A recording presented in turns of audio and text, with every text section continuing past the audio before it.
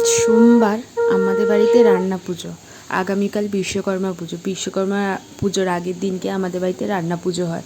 সকালবেলা মনসা পুজো হয়েছে, এখন রান্না পুজোর জন্য ভোগ রান্না চলছে। আমার মা জোগাড় যন্ত্র করছে।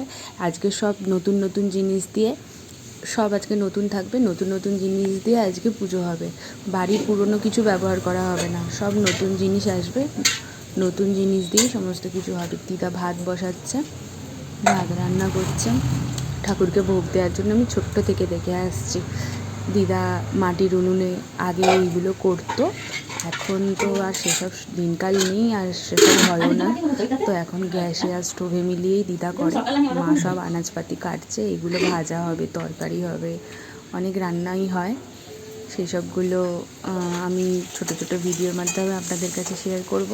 এখানে মাছের নুন হলুদ মাখানো হয়েছে, আর মা ওইদিকে ভাজছে সমস্ত কিছু। সব একটার পর একটা ভাজা হবে, তারপর সব কিছু রান্না একসাথে ঠাকুরকে নিবেদন করা হবে।